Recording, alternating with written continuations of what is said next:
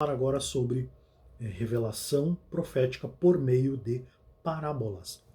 As parábolas são normalmente definidas como histórias ou narrativas constituídas de elementos comuns ao dia a dia dos ouvintes, com a intenção e finalidade de comunicar realidades e verdades espirituais.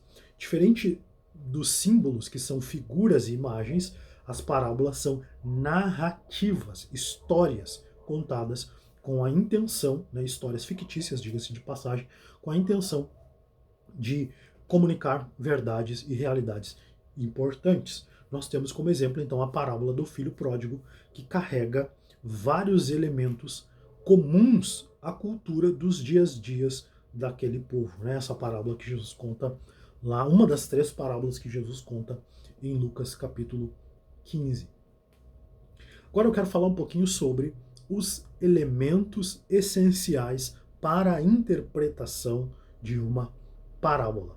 É importante que a gente passe por esse processo, porque como o nosso curso não é apenas um curso de escatologia, mas é um curso mais completo, nós precisamos ainda analisar a forma correta de interpretar as escrituras, né, e principalmente a escritura escatológica, principalmente o conteúdo escatológico da escritura.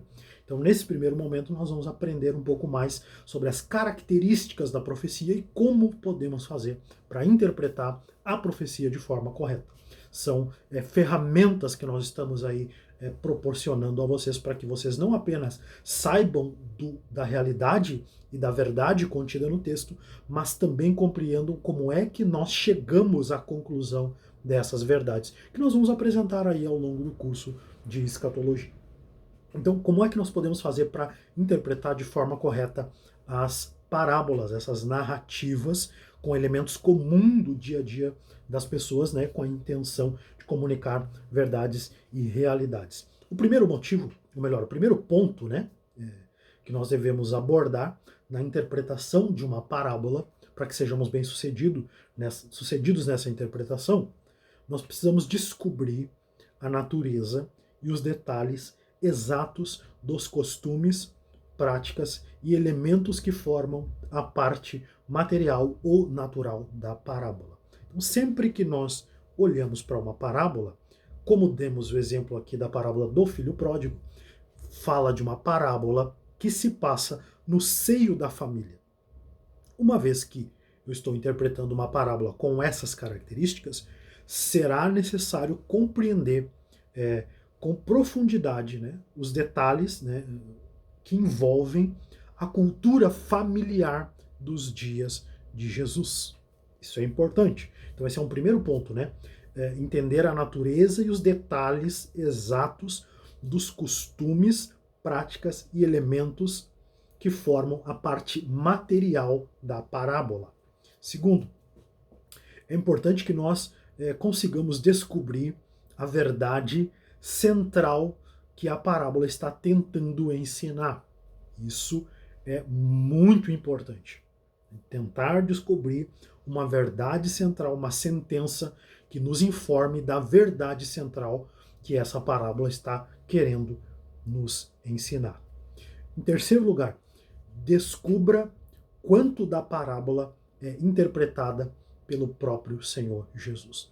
Então nós temos uma parábola, exemplo, a parábola do filho pródigo, com muitas cenas. Ela é descrita por Jesus e ele usa, através dessa narrativa, ele constrói uma história. E essas parábolas, às vezes, têm riquezas de detalhes. Porém, na hora de interpretarmos essas parábolas, nós precisamos ver o quanto desses detalhes mencionados na parábola Jesus interpretou, Jesus atribuiu significado. Porque somente nós podemos atribuir significado às coisas que o próprio Cristo atribuiu significado. Então, é necessário descobrir o quanto da parábola Jesus interpreta, no caso de ser Jesus o autor da parábola, ou qualquer que seja o autor bíblico da parábola. Em quarto lugar, nós precisamos descobrir se existe alguma pista no contexto a respeito do sentido da parábola. Isso geralmente vem um pouco antes da parábola. Quando nós começamos a ler, um pouco antes, no contexto maior, nós conseguimos ver o propósito, por que ele inicia essa história. Geralmente, nós encontramos ali, no próprio contexto, o sentido da parábola em virtude do motivo da parábola. Em quinto lugar, é importante que nós não demos, né, nós não venhamos atribuir sentido à parábola. Sempre que nós estivermos interpretando uma parábola, especificamente aqui no nosso caso escatologia, parábolas escatológicas de Jesus, nós não podemos dar significados às parábolas. Não é o autor que dá significado ao texto, não, melhor, não é o leitor, não é o intérprete, mas sim o autor, né? O intérprete não atribui sentido, significado. O intérprete descobre o significado. O autor, sim, define os significados. Então, nunca force o sentido de uma parábola. É o quinto ponto. E o sexto ponto para a interpretação correta de uma parábola é: tenha cuidado com o uso doutrinário da parábola.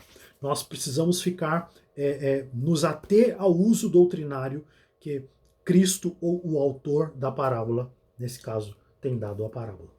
E sétimo e último ponto sobre interpretação da profecia é que um claro entendimento da época para a qual muitas das parábolas foram enunciadas é necessário para a sua total interpretação. Então, quando nós recebemos, através da revelação profética parabólica, um texto, né? O texto está sendo transmitido por intermédio de parábolas, nós precisamos compreender a época em que esse texto está sendo dado, a época em que isso está sendo contado. Jesus, por exemplo, conta uma parábola, ele diz como foi nos dias de Noé. Quando ele usa essa expressão, ele tira o nosso foco da realidade em que ele vive, dos leitores, os leitores originais, os ouvintes originais de Jesus, quando ouvem dizer como foi nos dias de Noé, na verdade eles estão sendo levados por Jesus a imaginar, a raciocinar o que é que aconteceu nos dias de Noé.